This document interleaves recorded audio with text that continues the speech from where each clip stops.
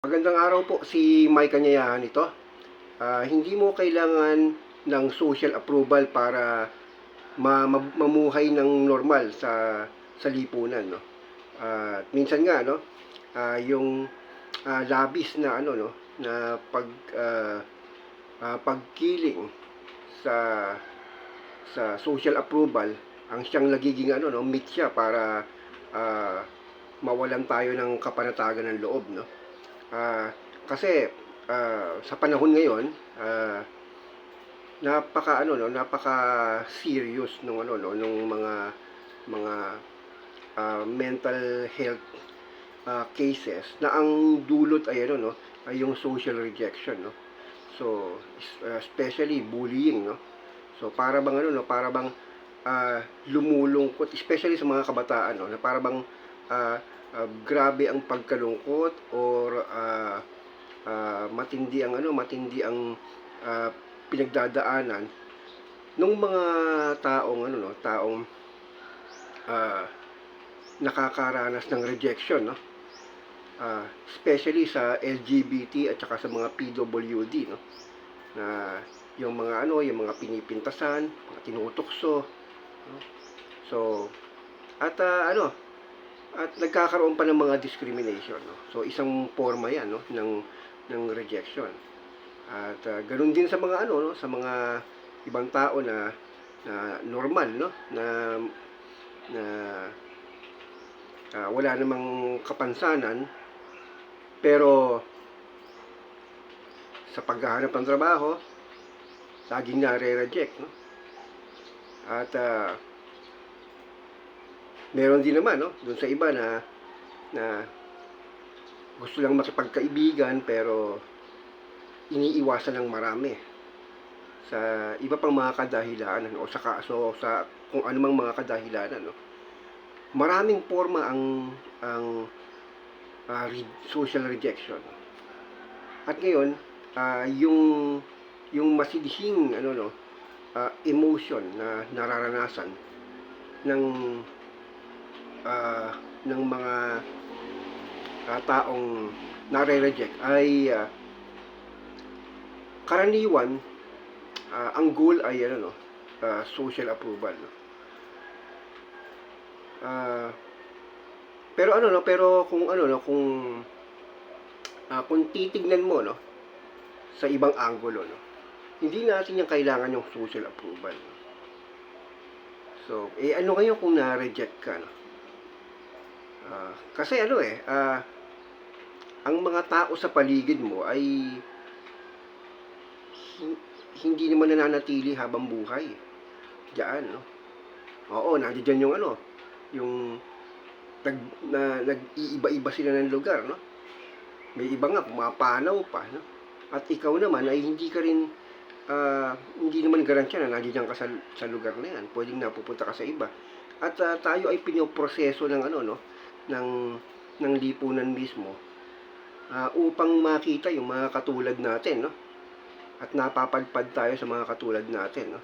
At doon tayo nagkakaroon ng kapanatagan ng loob. Pero ganun pa man, no, kahit na napadpad ka sa mga taong katulad mo, huwag mo pa rin ilalagay ang kapanatagan ng loob mo sa ibang tao. Kasi ang kapanatagan ng loob mo o ang katahimikan ay wala sa no, wala sa ibang tao, kundi nasa sayo, no. Kaya nga 'di ba minsan pagka may magulo yung lugar nyo, no, 'di ba? Pinakamainam pa rin na pupunta ka sa tahimik na lugar, no. Mapapanatag ka, no. Nakakapag unload ka ng mga bagahe kapag nandoon ka sa mga lugar na tahimik, no. Yun yung yun yung proof na ang kapanatagan ng loob ay wala doon sa ibang tao. Bagkus ay baligtad pa, no.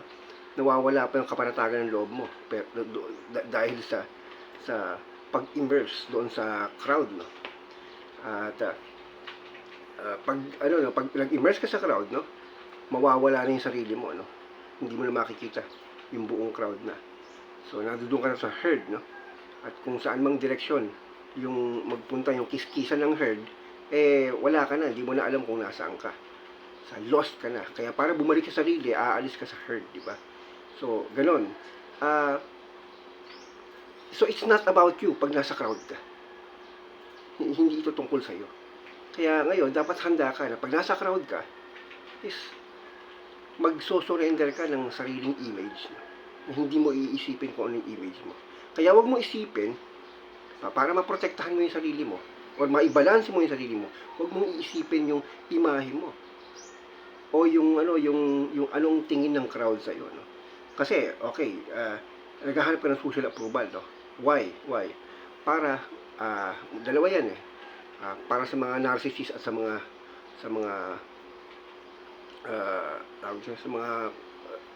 normal na tao, no? Sa mga narcissist, kailangan nila ng social approval, no, para mataas ang tingin sa kanila. So, ang sarap nga ng feeling, no, kapag nasa taas ka. Ang galing-galing mo. Uy, the best ka talaga. Basta gano'n, no? Center of attraction ka, no? Kaya nandiyan, no? Kaya yung mga mayayabang, yan ang gusto. Social approval. Yan ang pinaka-importante sa kanila. So, ngayon, sa mga normal naman, no? Bakit kailangan nila social approval, no? Para at least hindi ma-reject, no? Hindi ma-reject sa lipunan. Pag na-reject ka kasi, di ba, ang hirap-hirap, no? Parang ang hirap ng gawin to, may discrimination, etc., etc., wala kang kaibigan, o parang ang hirap mabuhay sa lipunan na ngayon. So, dalawang klase kung bakit naghahanap tayo ng social approval. Pero sa totoo, parehong hindi importante, no? Doon sa mga gusto ng kayabangan, wala naman silang mapapala sa kayabangan nila eh. Kasi unang-una, yung social approval na yon ay hindi genuine yon, no? Hindi genuine yon. Ang taong pumupuri sa isang tao, hindi forever pinupuri, ano? Sa katunayan, kabaligtaran pa, no? Ang mga tao, naghahanap din ng butas yan. May pagkautak talangka din tayong mga tao, no? Hindi lang mga Pilipino, mga tao talaga.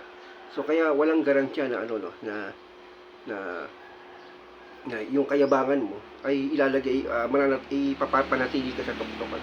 Yung naman, yung paghahangad mo ng social approval para hindi ka ma-reject, hindi rin kailangan kasi unang-una, napaka-diverse nating mga tao, no? So, nagkataon siguro na nandoon ka sa isang environment na hindi para sa'yo. Diba? At meron environment somewhere out there na masasabi mong hindi ka masyadong ma-reject. Pero hindi kasi natin maiiwasan yung rejection dahil sa pagkakaiba nating lahat, no? So, nagkataon, doon sa lugar na yun, majority ay hindi katulad mo. So, ngayon, ngayon, di ba? Nagbabago ang lahat. Minsan, yung kung ano yung kaisipan ng majority, ay hindi rin naman yan yung permanent na kaisipan, eh. O yung kaisipan na nananatili mula noon hanggang ngayon. Yung nagbabago, di ba?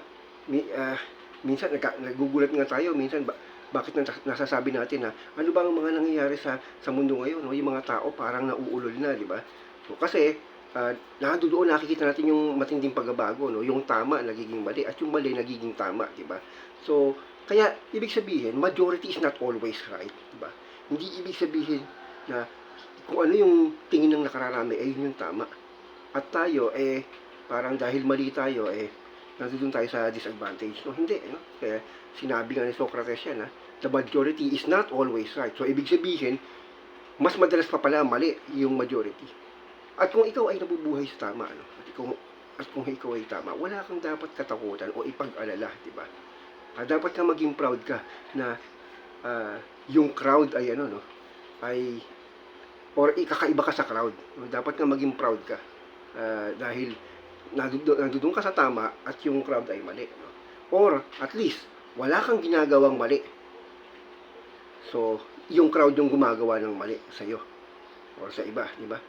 So kung may rejection, halimbawa o sabihin mong kakaiba ka doon sa isang lugar o isang panahon o sa lipunan, no? Ano ngayon? Hindi mo naman din kailangan i-push yung sarili mo or convincein sila na dapat sila ay maging katulad mo. Hindi. Hindi mo kailangang baguhin ang mundo para mag-fit sa'yo, no? Ang kailangan mo ay ikaw yung adapt sa mundo, no? Kung ganyan kagago yung paligid mo, di ba? So, anong gagawin mo, no? Kung wala kang mapuntahan pansamantala, no? Okay? Hindi mo kailangan baguhin ang isip nila. Malabo yun, hindi mo kontrolado yun. Ang control mo ay yung kung paano ka magre-react or paano mo ilalagay yung sarili mo doon sa ganung sitwasyon. So, yun. So, syempre, hindi ka magpapakagago katulad nila. Kundi, ah, pag magpapatuloy ka sa buhay at hindi ka magpapa-apekto doon sa ganung rejection. Kasi unang-una, ah, hanggat nakakakain ka, no? Hanggat walang nananakit sa'yo, hanggat ang tawag ito, hanggat walang umaapi sa'yo, kung puro ano lang yan, no? Kung puro mga maling paghuhusga lang yan, diba? Magpatuloy ka lang, no? Pero dahil na nga sabi ko, hanggat hindi ka sinasaktan o inaapi o hanggat nakakakain ka, magpatuloy ka. Pero iba na yon pag hindi ka na makakain or hindi ka na halos mabuhay dahil dyan sa mga yan. Yung parang hindi ka na pwedeng buhayin ng mga tao na yan. Inaapi ka na o sinasaktan ka na. Iba yon. Doon, dalawang pamimilian mo. Is either lumayo ka sa mga taong yon or lumaban ka. Pinakaunang option, no? Lumayo ka sa ganung mundo. Pero kung wala lang mundo, kundi iyon, lumabang ka.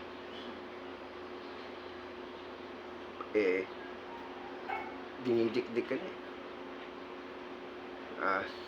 Papatayin ka rin nila. Di mamatay ka ng lumalaban, di ba? Kung gano'n ang mundo, di ba? At huwag kang matakot sa anumang kahihinatnan ng ginagawa mo, basta't alam mong tama ang ginagawa mo. Huwag mong alalahanin kung ayaw sa'yo ng mga tao dahil hindi sila ang buhay mo, no? Ang kapanatagan mo, ang kaligayahan mo, ay hindi makikita sa kanila. Nasa iyo. At ang pinaka mabisang reaksyon sa mga taong nang re-reject sa'yo ay yung pananatili mong panatag at masaya kahit wala sila. Hanggang dito lang po. Ito po si Mike Anyayahan. May the force be with you.